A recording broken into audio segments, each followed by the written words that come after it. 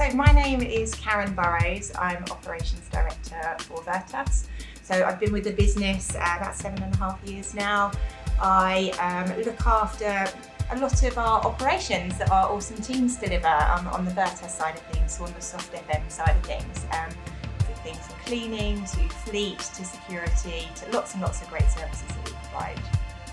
So the business asked if I wouldn't mind talking to you today. And initially I thought, oh my God, because it's about a subject that I think as women we can find difficult to talk about. So I am 44 and just through the last year I have found myself slap bang in the middle of perimenopause. For some of you that may or may not know what that means, essentially I'm sure you would have all heard of menopause. It's when a woman gets to a point in her life where she stops producing eggs and stops having periods. In the lead up to that, our bodies start to get ready for that time in our lives and our hormone levels start to change. We see symptoms that we maybe haven't experienced before in the lead up to that time.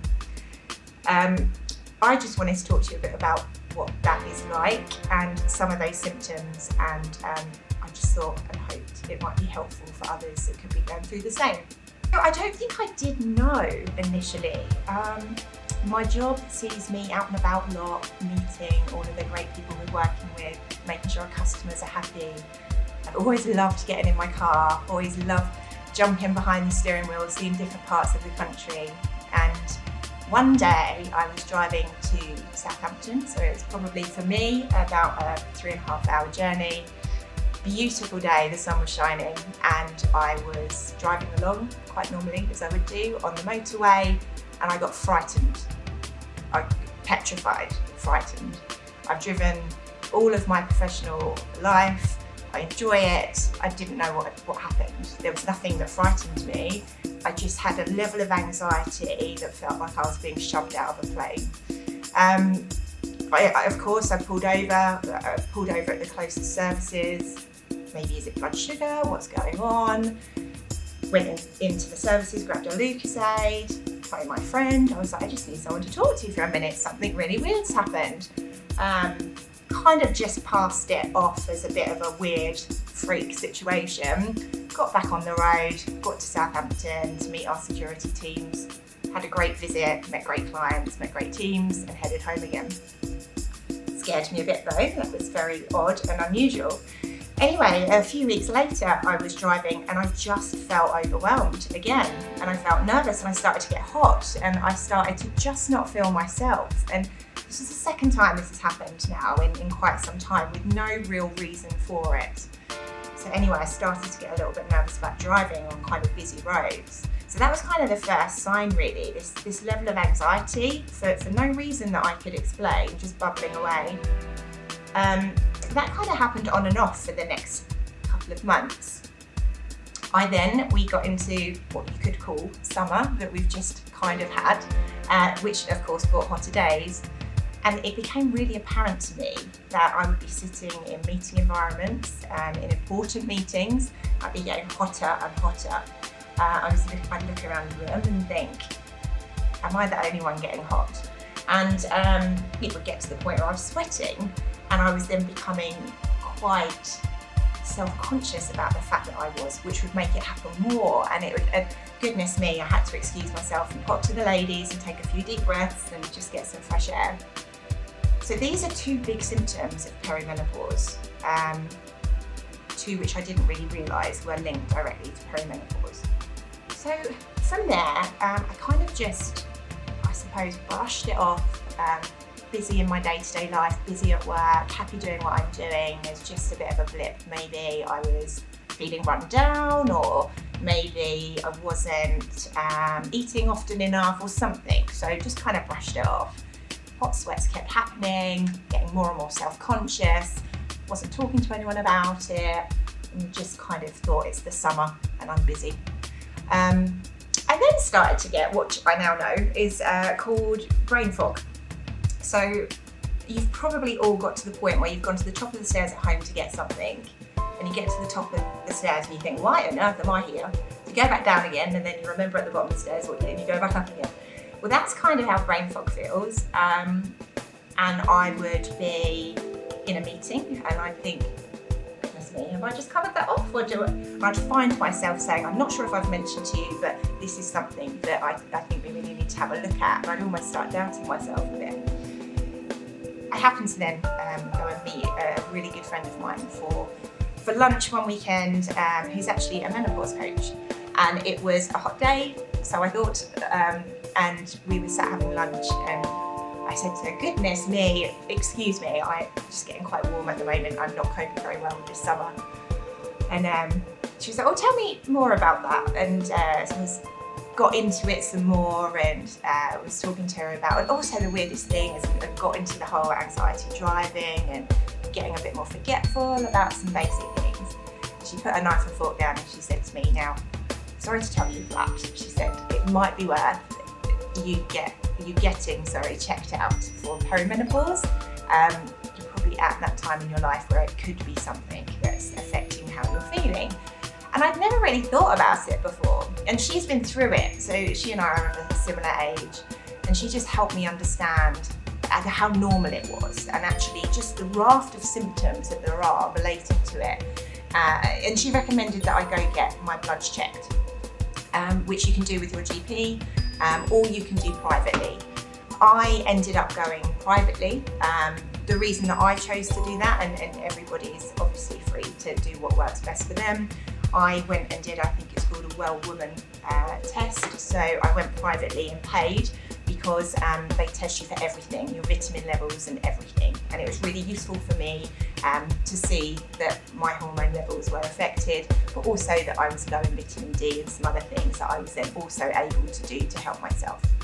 So that was really how I knew that I was going through perimenopause with the help of my friend.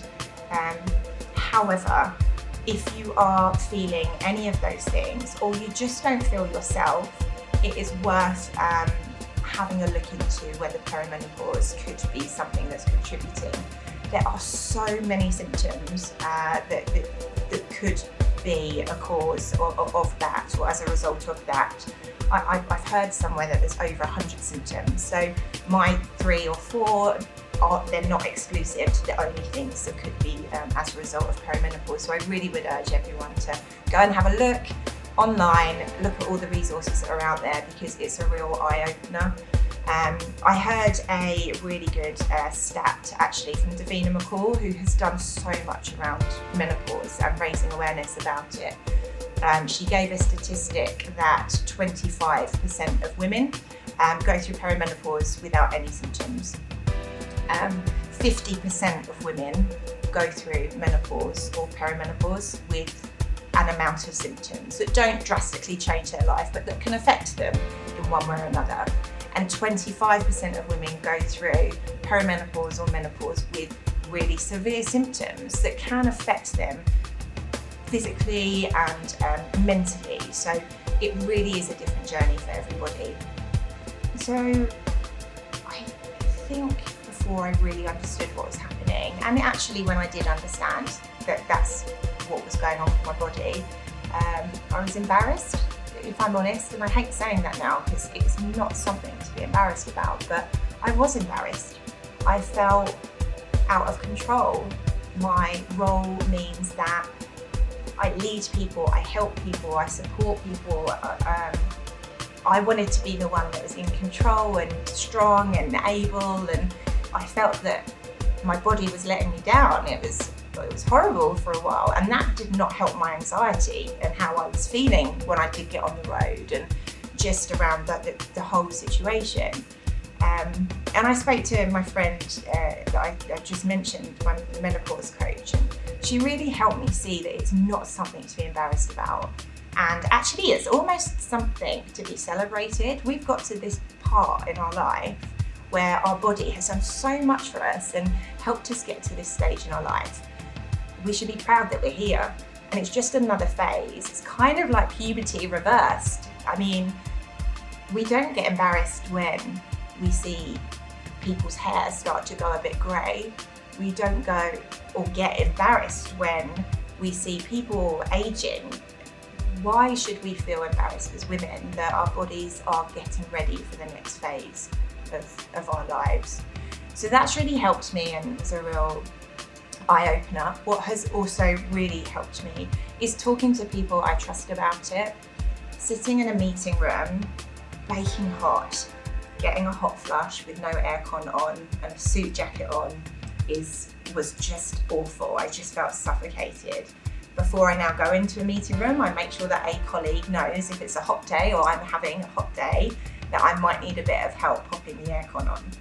So I try and sit by the door so that I've got the option of stepping out if I need to. I might also sit near the aircon control so I can pop that on without disturbing the meeting. I also dress in layers, so I've got the opportunity to take my jacket off and still have professional clothing underneath, etc. So I think it's just finding what works for you. And I let people know that this is what was happening to me. And nobody felt awkward about it. Everybody, my colleagues, line managers, everyone that I spoke to, when I did talk about it, just always said, let us know if we can do anything to help. So I think don't be ashamed. I think we should celebrate that our bodies have got us to this point, and there's so much support out there that you don't realise. So embrace it as much as you can, and be kind to yourself. Just, I guess, from me, something that's really, really helped me massively is changing my diet and just being a bit kinder to myself. So I probably wasn't getting quite enough sleep. I was probably eating on the go, so I wasn't really preparing ahead and thinking about what I was eating from a vitamins point of view and a balanced diet point of view. I really make a good effort now to get to bed at a good hour and to make sure my body is really rested. I make sure that I'm eating more healthily. Something I've heard a lot about perimenopause is reducing things like caffeine, alcohol intake, other stimulants, other things that could be putting your body into even more of a high alert really helps. And that has genuinely really helped me too. I've also started exercising more, which again is just great for you anyway, but from a perimenopausal point of view really, really does help the symptoms, or so I've found anyway. I hope that's helpful. Again, please don't be embarrassed and please reach out. There's lots of resources out there that will help you along the way.